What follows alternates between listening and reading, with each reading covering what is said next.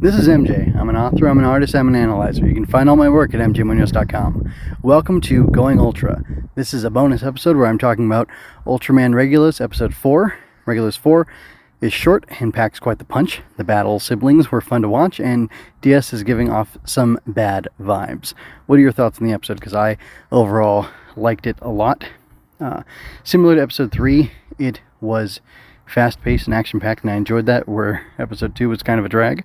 And I'm definitely hyped for what's coming next, and I have a couple topics or headlines that I have written down, and I'll go through each one of those one by one and make a couple comments, and then I will go ahead and get out of here. But of course, I invite you to share your thoughts. I would really appreciate that, and I'll do that at the end. So, my first topic is Regulos guy, irregulous skills, or maybe it should be irregulous growth.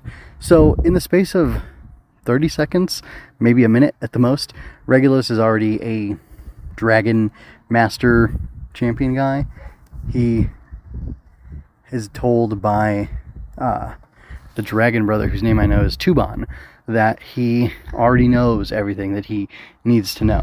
And then Tuban shows him his ultimate dragon kick, which I didn't catch the name of, but it was cool, and it was kind of funny to see him, get skilled so quickly. It's a little ridiculous, but, I'll buy it. It's short, time passed and we just didn't see it, right?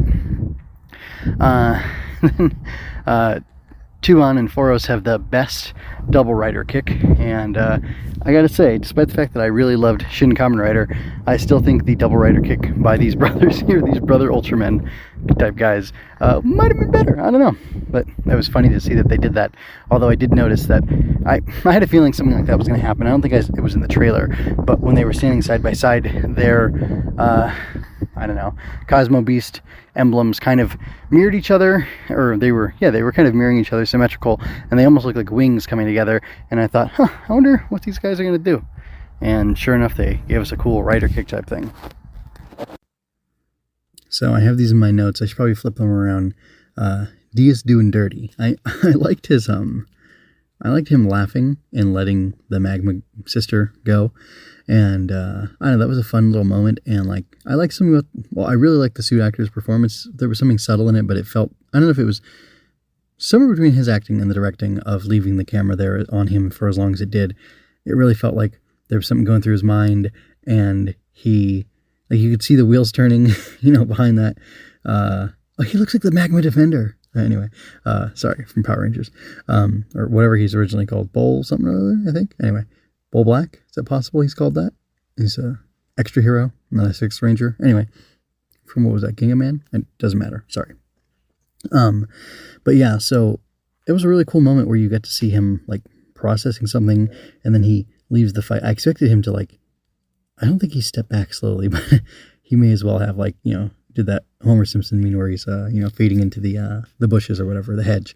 It was almost like that. And you can tell something is suspicious about him. And then when he goes to Elude, Master Elude, and he says, I'm here to protect you by, Forrest's orders.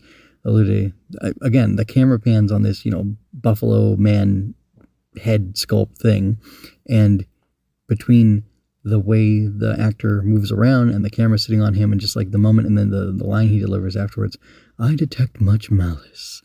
You really got a sense that there's a performance going on here where he definitely sees through DS's plan, and I guess because he's a master, he's going to let bygones be bygones, right? I mean, I don't know.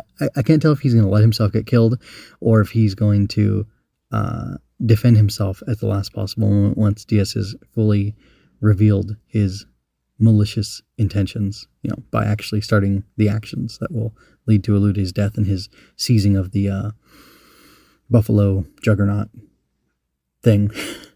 Anyway, which I guess that implies that there's only one person who can have the power of a Cosmo Beast at a time, which then, if Regulos does become the master, according to the trailer, of both the Dragon and Tiger, I think that means those brothers are dying. Foros and Tuban are going to go the way of the dodo, which I'm not feeling too great about that.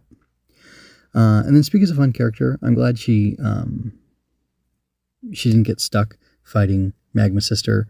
And while those two seem tough, it's funny because, when the plot needs to, they can take on one of the heroes by themselves. and then when it needs to, they can also be pairing up against the hero and, struggling or fighting mightily. And that's just kind of fun. But anyway, yeah, Speak has a cool energy. I like her. The Magma sister says something about, like, basically selling her as a slave, because she's so cute, she'll fetch a good price or whatever. And she's like, yeah, I am cute and other things. Or I can't remember what her exact line was, but then she's like, yeah, I'm also a fierce warrior, and I'm gonna kick your butt. So that was fun to see, and I like the camaraderie that exists between her and Regulos, and even Diaz. It doesn't feel like anything romantic could happen. It just feels very platonic and very friendly. But she's not like the big sister kind or the little sister kind. She's just kind of she's a martial artist who happens to be a Catwoman lady as opposed to a cat dude, which we already have with Foros, right?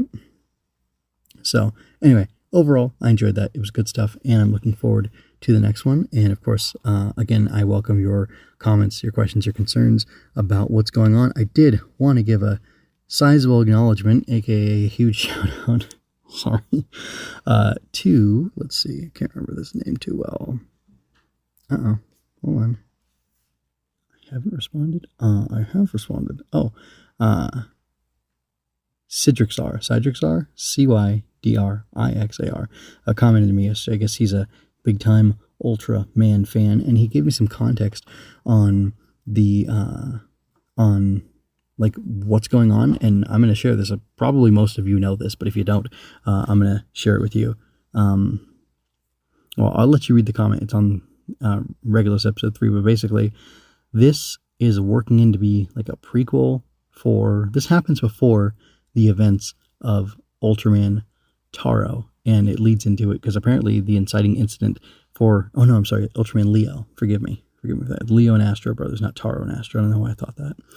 Maybe horns? I don't know. Anyway, I'm sure I didn't make that comment about Diaz having horns just like the hero he's a rifle too, because I think that's totally wrong. But yeah, apparently, this is supposed to take place before Leo starts, and the destruction of L-77 happens in Leo. So I'm guessing that these magma alien designs are vintage from that time in apparently 1974, and they're being brought into the show as part of tying that all in together, which is kind of crazy. And I told Cydrixar that I guess it should be Cydrixar, that I think it's kind of ambitious and cool that for the Ultra series they're trying to weave in these other narratives and these new characters and these gaps so they can make like a bigger, connected, expanded Ultraman universe where they're all together, except for the some guys who are in a different universe or a parallel universe, which is weird because why couldn't you just fit them all into one? But whatever. And I think that's pretty cool and ambitious and neat. And as I say, I'm an author, artist, and analyzer. Well, part of the author part is that I want to make a huge, sprawling, interconnected universe, and it's interesting and kind of inspiring to see how bold Super Eye is being, or the teams at Super Eye are being, trying to weave all these shows together in such an interesting way. So, and apparently there's the Ultra Fight Galaxy that's on right now ties to this as well. So I should definitely check that out. And there's a dub of it because Cydrixar knows that I'm a simp for dubs. So anyway, thank you for not making fun of me about that. But anyway, that was just a really cool interaction I got to have. You guys should read his comment. It's long and it has a lot of detail in it. And if you're more of an Ultraman noob like me, then you should definitely check that out to learn what you're missing and get a little more context on the show, because it's pretty good to have. It's very interesting. So anyway, with that, I am going to go ahead and get out of here. I hope that you are well, that you be well. And for now, this is MJ signing out. I hope you enjoyed that.